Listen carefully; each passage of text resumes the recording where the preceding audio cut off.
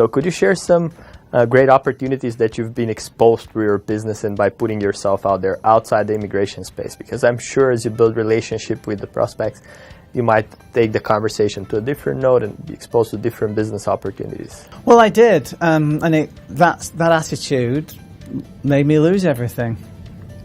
Because, you know, what I've learned down the years is that you have to stick to your knitting, right? Do one thing well. That is a hard-earned lesson. So you just have to look at my failed businesses. Microsul has cost me a whole lot of money.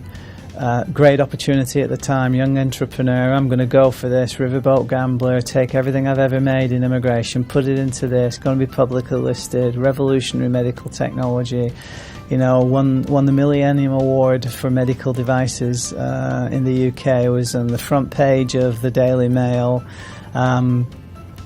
got FDA approvals, was a medical solution that was clinically proven in the Lancet, which is, you know, the world's most famous medical journal, to be the clinical equivalency of the most advanced surgery to achieve that clinical outcome that had existed, that had been tested for many, many years, that was only capable of being performed by the most skilled surgeons in the world, really.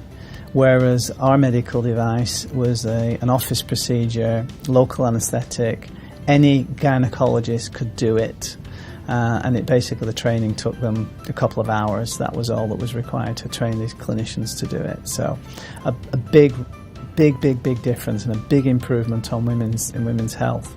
So I bought into that because I was convinced and persuaded by it.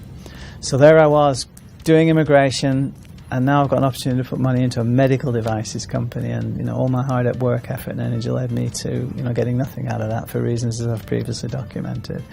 So yeah, I've had a great opportunity come my way that way, and I lost everything.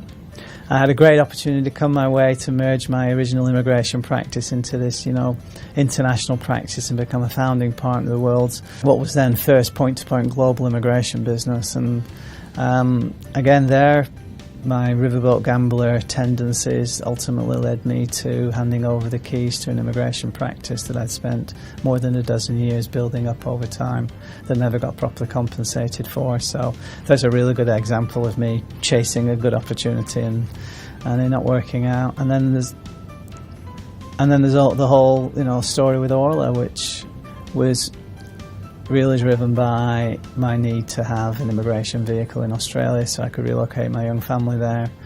Sorry for interrupting, but can you tell us a bit more what Orla is?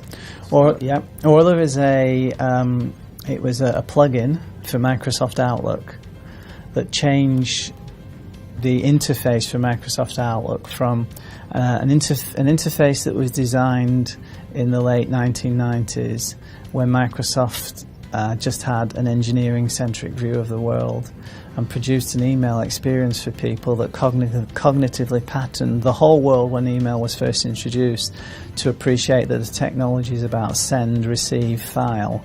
The problem with that software design is that it's not about sending information and receiving information that's important. What's important in terms of the technology that facilitates the sending and the receiving is what's your next action as a result of having received an email from somebody, having sent an email from somebody. There's something that results, something that needs to happen, right? So I send you an email that says, I want to see you for lunch tomorrow. So in order for you to convert that email from an email into something in your diary that will remind me that you need to be seeing me for lunch, when you read that in your that email in your inbox, you've got to get that information out of your inbox, you've got to get into your calendar, right? So because the way that email works, you think about it, you go send, receive, file. How can I best get this information out of my inbox into my diary? Well, the way to solve that problem is to think about email as being a next management action technology. So the information comes into your inbox, now it tells you need to do something. So every single email that comes into your inbox, when you understand the types of emails they are, in the context of being an organised person using a piece of software that's on everybody's computer, or was on everybody's work computer all those years ago, is Microsoft Outlook. So if you receive an email, it's not send receive file that's important, it's how you manage that next action. So you can manage that next action by taking a 4D decision on it. Stephen Covey talked about this when we were developing Orla. Getting Things Done by David Allen was published. So it's the GTD type approach. So we discovered that in the context of email and all the snippets of information and things that can happen in email, there's only 10 actions that can result. And those 10 actions can be driven by a 4D decision. So you can look at an email and decide that email you don't need ever again, so you can just ditch it. So that's the first D. The second D is if an email contains work that you can quite reasonably do right now that is only going to take you less than 2 minutes to complete, then you should deal with it now. Or, if an email contains work that you can quite reasonably give to somebody else to do, you can delegate it. Now, if none of the first 3 Ds apply, you can then decide what you're going to do with it. And there you can look at the latent functionality of Outlook and say, okay, this email is telling me that I need to see Simeon for lunch tomorrow. So what I really need to do is to go decide and then drop down all the options. And one of those options is schedule an appointment.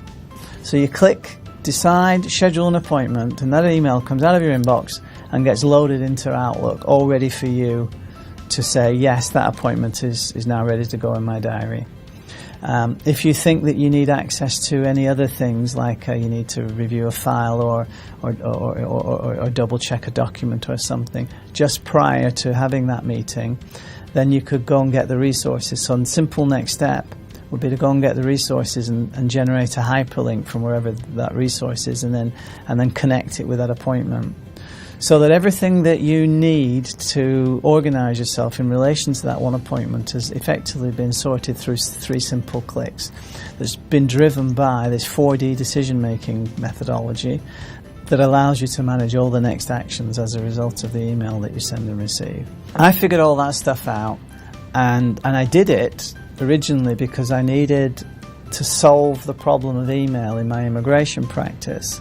Because we'd spent a couple of years prior to the real sort of popularization of email. And email really only went sort of broadband, I'd say, 98 maybe.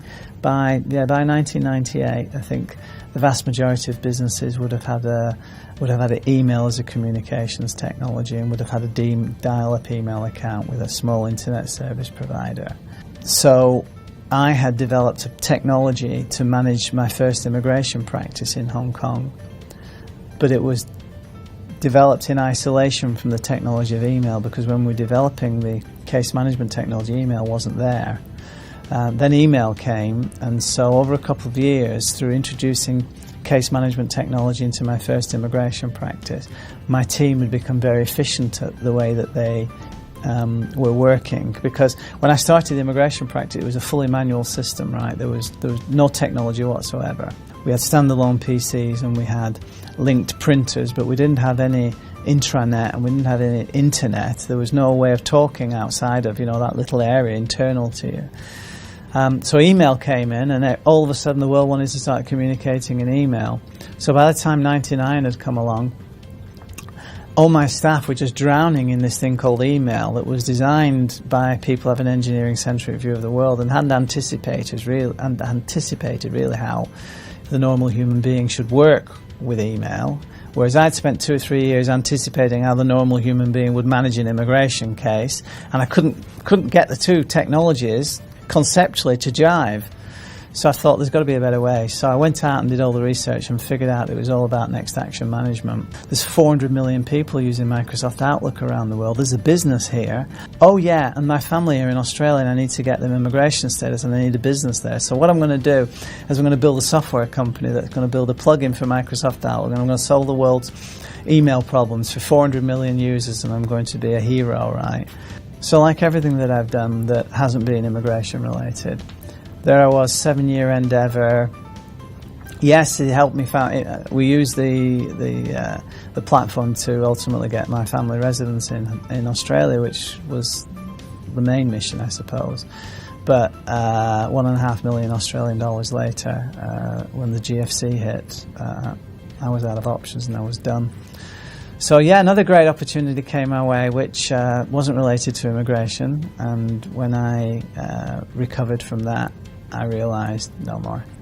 So yeah, I still get plenty of opportunities to pursue other things, but unless they are logically adjacent to what I'm already doing, which means that it's a very short step for me to move into other value areas that flow naturally from what I'm already doing, that utilise all the resources that I've already got. I don't go down those pathways anymore. I'm just focused on what I do. And I do two things really well. I do Hong Kong immigration better than anybody else in the world. And I'm getting quite good at this stuff called intelligent content marketing.